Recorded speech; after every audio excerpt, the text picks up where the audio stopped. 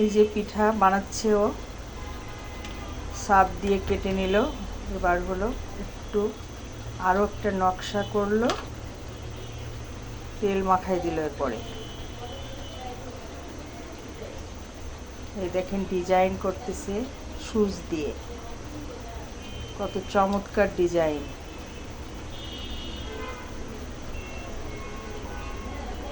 এ অনেক এক্সপার্ট টিয়া। আমি একটু টিয়ার শিখতেছি, আমি না বানাতে পারি না। আপনারা ওই সাথে সাথে শিখে নেন যারা এটা করতে পারেন না। এই যে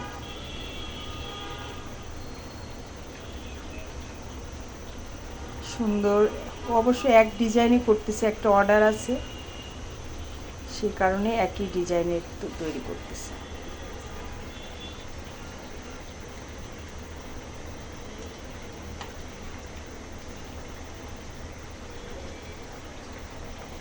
হয়ে গেল পিঠা, চমৎকার পিঠা।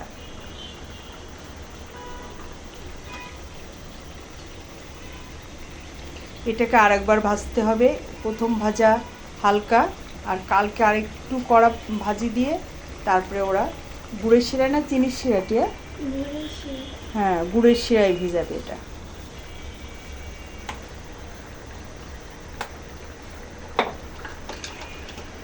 আচ্ছা লাস্টে আমাকে একটা বানাই, আমি ট্রাই করবো, দেখি আমি বানাতে পারি কিনা।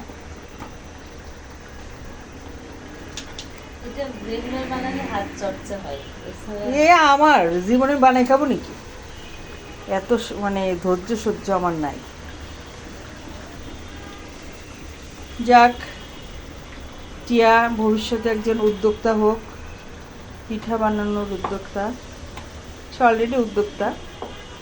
তার হাতে ও ওই এটা হলো কিসের খাপ যেন, ইসের না বুঝতে পারছি, হ্যাঁ হ্যাঁ হ্যাঁ।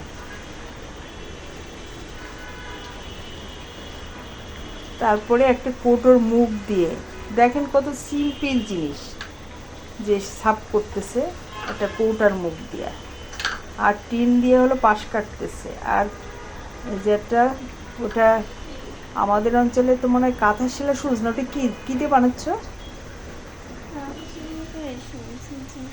এটা কি জিনিস, সুচ না? হ্যাঁ সুচ, মোটা পাশ দিয়ে করতেছে। যাক, আপনারাও এটা করে খেতে পারেন পিঠাটা।